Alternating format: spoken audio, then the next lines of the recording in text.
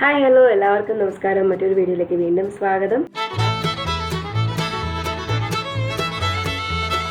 Chicken samosa ഉണ്ടാക്കാൻ പോവാണ്. PAN ചൂടാക്കി എണ്ണ ഒഴിക്കുക.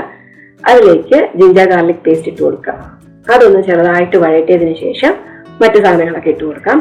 അപ്പോൾ നമ്മൾ ഇതിലേക്ക് ഇടാൻ പോകുന്നത് ഉള്ളി, ക്യാരറ്റ്, ക്യാപ്സിക്കം ഇതൊക്കെയാണ് ഞാൻ ഇട്ടത്. ഇപ്പൊ നമുക്ക് കൂടുതൽ സാധനങ്ങൾ ഉണ്ടെങ്കിൽ ഗ്രീൻ പീസ് അതുള്ള കാര്യങ്ങളൊക്കെ ഉണ്ടെങ്കിൽ എന്ത് വേണമെങ്കിലും ഇട്ട് കൊടുക്കാം. അങ്ങനെ ഇന്ന ഇടണം നൂളൊന്നുമില്ല. അപ്പോൾ എല്ലാം കൂടെ ഒരുമിച്ച് തന്നെയാണ് ഞാൻ ഇട്ടതും വഴറ്റിയതും. പിന്നെ ഇടയ്ക്ക് അടച്ചു വെച്ച് കൊടുക്കുകയാണെങ്കിൽ ആദ്യം അത് വേവും. ഇപ്പൊ പെട്ടെന്ന് വെന്ത് കിട്ടും നമുക്ക്. അതിനുശേഷം നമുക്ക് അതിലേക്ക് ഉപ്പ്, മഞ്ഞൾപ്പൊടി, കുരുമുളക് പൊടി, ചുമന്ന മുളക് പൊടി ഇതൊക്കെ ഇട്ട് കൊടുക്കാം. ഗരം മസാല ഉണ്ടെങ്കിൽ അതും ഇട്ട് കൊടുക്കാം. അപ്പോൾ നമ്മുടെ ആവശ്യാനുസരണം ഇട്ട് കൊടുക്കാം. എരിവ് കൂടുകയോ കുറയൊക്കെ ചെയ്തതനുസരിച്ച് ഇട്ട് കൊടുക്കാമെന്നാണ്. അതിലേക്ക് ഉരുളക്കിഴങ്ങ് വേവിച്ചത്. അപ്പോൾ ഉരുളക്കിഴങ്ങ് വേവിച്ചത് സെപ്പറേറ്റ് ആയിട്ട് വേവിച്ച് ഉടച്ചെടുത്തതാണ്. അതും ചേർത്ത് മിക്സ് ചെയ്യാം. ഇപ്പോൾ നമുക്ക് വെജിറ്റേറിയൻ ആണെങ്കിൽ ഇത് വെച്ച് നിർത്താവുന്നതാണ്. ജസ്റ്റ് ഒന്ന് മിക്സ് ചെയ്തതിന് ശേഷം ഇത് വെച്ച് നിർത്താവുന്നതാണ്. അല്ല ചിക്കൻ ഉണ്ടെങ്കിൽ, ചിക്കനാണ് ചെയ്യുന്നതെങ്കിൽ നമുക്ക് ചിക്കൻ അതും സെപ്പറേറ്റ് ആയിട്ട് വേവിച്ചെടുത്തതാണ്. കുക്കറിലാണ് ഞാൻ വേവിച്ചത്. ഉപ്പും മഞ്ഞൾപ്പൊടിയും കുരുമുളക് പൊടിയും ഇട്ട് വേവിച്ചെടുത്ത് ഫ്ലഷ് സെപ്പറേറ്റ് ആക്കിയതാണ്. അപ്പോൾ അതും കൂടെ ചേർത്ത് മിക്സ് ചെയ്യുകയാണെങ്കിൽ നമ്മുടെ അതിനകത്ത് വെക്കുന്ന മിക്സ്ചർ റെഡിയാവും. അപ്പോൾ ഇത്രയേ ഉള്ളൂ മിക്സ്ചർ. ഇനി ഇത് നമുക്ക് ഫില്ല് ചെയ്യണം. സമോസ ഷീറ്റാണ് ഞാനിവിടെ യൂസ് ചെയ്യുന്നത്. അപ്പോൾ ഞാൻ ലോക്കലായിട്ട് വാങ്ങിയതാണിത്. അപ്പോൾ ഇതാണ് സമോസ ഷീറ്റ്. ഇത് നമുക്ക് ആദ്യം അതിൻ്റെ റോൾ ചെയ്യണം. ജസ്റ്റ് ഒരു എൻഡ് മറ്റേ ഒരു സൈഡിലേക്ക് ജസ്റ്റ് ഒരു ചരിച്ച്, നമുക്ക് വീഡിയോയിൽ കാണാം, അതുപോലെ ചരിച്ചൊന്ന് വെച്ച് കൊടുക്കുക.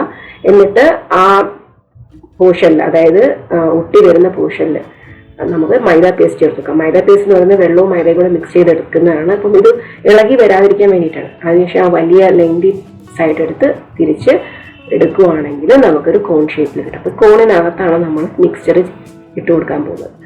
അപ്പോൾ ഈ കോണിനകത്തേക്ക് മിക്സ്ചർ ഇട്ടിട്ട് ബാക്കിയുള്ള സൈഡും കൂടെ പൊതിഞ്ഞെടുക്കുകയാണ് ചെയ്യുന്നത്. ഒരുപാട് കുത്തി നിറയ്ക്കണ്ട.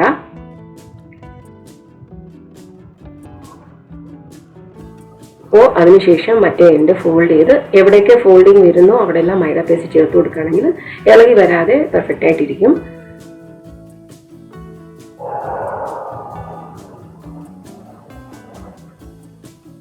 അപ്പോൾ ബാക്കി വരുന്ന, അതായത് എക്സ്ട്രാ വരുന്ന എല്ലാം അങ്ങ് ഒട്ടിച്ചു കൊടുത്താൽ മതി. കട്ട് ചെയ്തെടുക്കുകയൊന്നും വേണ്ട.